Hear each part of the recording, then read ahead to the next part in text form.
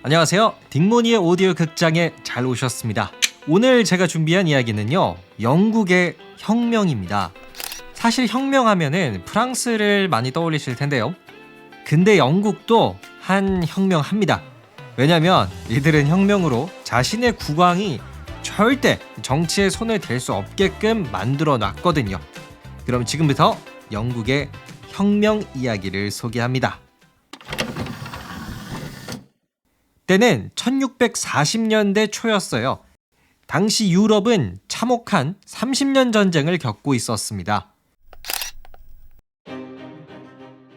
우리 프랑스는 신성 로마 제국에 맞서 싸울 것이다. 뭐? 이제는 프랑스까지 전쟁을? 종교적인 갈등으로 인해서 이 전쟁이 터졌었는데요. 프랑스부터 시작해서 독일, 스페인, 네덜란드, 스웨덴, 덴마크 등 꽤 많은 유럽의 나라가 서로를 향해서 총을 쏘고 있었죠. 그런데 영국은 달랐어요. 아이 뭐 별것도 아닌 것 같고 서로 그렇게 싸우는 거야. 난 돈이나 더 벌어야겠어. 영국은 30년 전쟁에 참여하지 않았습니다. 오히려 영국 내의 모직물 산업을 성장시키면서 엄청난 돈을 쓸어담고 있었죠. 그러다 보니까요, 돈이 갑자기 많아진 신흥 세력이 영국에 등장을 하게 됩니다. 하지만 이들에게는요, 한 가지 짜증나는 상황이 있었어요. 신흥 세력이 말하죠. 아니, 일은 우리가 하는데 왜 돈은 왕이랑 귀족들이 다 가져가는 거야? 진짜 생각할수록 열받네. 자, 이렇게 영국의 경제가 발전하면서 신흥 세력들이 등장은 했으나 열심히 일하면 뭐합니까? 이들이 버는 돈은 당시 특권계층, 국왕과 귀족들에게 돌아갔어요. 그래서 분노한 신흥 세력은 1642년 혁명을 일으켰죠. 나 크로멜은 썩어빠진 영국을 송두리째 바꿔놓겠다. 억울한 신흥 세력들이여 나를 따르라. 혁명을 이끈 리더는 크롬웰이라는 사람이었습니다. 그는 뛰어난 리더십을 바탕으로 혁명에 성공을 했고요. 당시 영국의 국왕 찰스 1세를 체포하기까지 이릅니다. 이건 놔라 이놈들. 난 이 나라의 왕이라고. 자, 그런데요, 이 국왕 찰스 1세를 처형시키느냐 마느냐로 혁명을 일으킨 신흥 세력이 두 개로 갈라져요.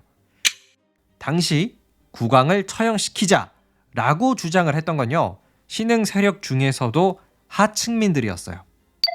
이번 기회에 찰스 1세를 죽이고 아예 우리 영국에서 왕이란 존재를 지워버립시다. 그리고 국왕을 처형시키지 말자를 주장했던 사람들은요, 일명 부르주아 출신의 중간 계급들이었어요. 왕을 죽이는 건 좀 그렇죠. 왕의 권력은 축소하되 살려는 둡시다. 자, 그렇다면 혁명의 리더 크로멜은 어떤 결정을 내렸을까요? 여러분이 시라면 국왕을 처형시킬 것인가요? 아니면 살려줄 것인가요? 크로멜이 말합니다. 찰스 1세, 당신을 사형에 처한다. 안 돼. 크로멜은 국왕을 죽였습니다. 당시 혁명을 일으킨 대다수가 하층민들이었기 때문에요, 찰스 1세를 처형시킴으로써 그들의 손을 들어준 것입니다. 그리고 얼마 뒤에는요, 크로멜이 로드 프로텍터, 즉 호국경으로서 영국을 다스리는 막강한 통치자 자리에 오르게 되죠. 그런데 여기서부터 이야기가 굉장히 흥미로운 방향으로 바뀝니다. 통치자가 된 크로멜은요, 정권을 딱 잡자마자 혁명의 대다수 하층민들의 손을 탁 놔버렸어요. 크로멜이 말합니다. 영국에 발전하기 위해선 하층민들이 아니라 부르주아 출신의 중간 계급들의 힘이 필요해. 크로멜은 자신의 지지 세력이었던 하층민들을 버리고요, 중간 계급의 손을 잡습니다. 영국의 발전을 위해서 냉철하고 극히 현실적인 행동을 했다라는 평가를 받죠. 이후 크로멜이 죽고 나서 힘이 세진 중간 계급은 특권 계층과 극적으로 화해를 하는데요. 어떻게 화해를 했냐면요. 영국에 왕은 다시 세우자. 근데 왕의 권한은 의회를 통해서 제한을 두자. 요렇게 합의를 했어요. 그래서 1660년 혁명이 끝난 지 약 10년 만에 영국에는 또다시 왕이 등장했습니다. 이 왕의 정체는 찰스 2세, 처형당한 찰스 1세의 아들이에요. 그런데 왕이 된 찰스 2세가 좀 이상합니다. 내가 왕인데 다 내 마음대로 하겠어? 찰스 2세는 의회와의 약속을 깨고 마치 자기가 절대 권력을 손에 넣은 것처럼 행동했어요. 처음에는 영국의 의회도 그래 저러다 말겠지 싶었나 봐요. 하지만 찰스 2세의 뒤를 이어서 왕이 된 제임스 2세 왕마저 절대 권력을 휘두르려고 하자 영국의 의회는 특단의 대책을 내놓습니다. 더 이상 왕이 설치고 다니는 걸 지켜만 볼 순 없어. 메리의 남편에게 부탁을 해보자고. 영국의 의회는 당시 국왕 제임스 2세의 딸의 남편 네덜란드 귀족 윌리엄에게 몰래 부탁을 했습니다. 윌리엄 공 군대를 이끌고 영국으로 와주시오. 만약 그대가 그렇게 해준다면 우리가 당신을 영국의 왕으로 세워주겠소. 그래서 네덜란드의 귀족이었던 윌리엄 공이 진짜 군대를 이끌고 영국으로 왔습니다. 제임스 2세는요 진작에 도망을 갔기 때문에 윌리엄 공, 즉 윌리엄 3세가 영국의 새로운 왕이 되었어요. 그런데 이때 영국의 의회는 이전과 같은 상황이 다시 생기면 안 되잖아요.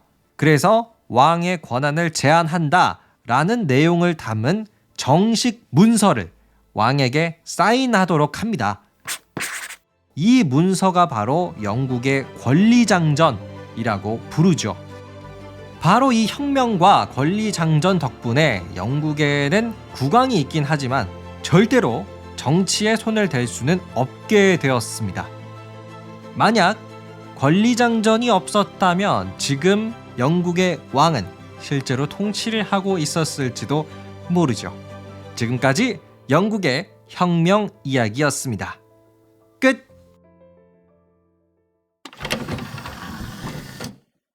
네, 오늘은 영국의 혁명에 대해서 소개해 드렸습니다. 저는 항상 좀 궁금했었거든요. 왜 영국에는 왕이 있는데 스스로 통치는 하지 않을까? 근데 그 원인이 혁명과 왕의 권한을 제한하는 공식 문서 덕분이었다는 게 참으로 놀랍습니다. 자, 이렇게 영국에는 혁명이 성공하면서 근대화된 정치 시스템, 입헌군주제가 자리를 잡게 되었는데요. 그리고 영국은 이러한 선진 정치 시스템을 발판을 삼아서요. 대영 제국으로 나아가기 시작하죠. 자, 그러면 오늘의 이야기 여기서 마치겠습니다. 오늘도 끝까지 함께 해주셔서 감사드리고요. 제 이야기 재미있으셨다면 구독과 하트 꼭 눌러주세요. 저는 더욱 재미난 이야기로 다시 돌아오도록 하겠습니다. 감사합니다. 안녕히 계세요.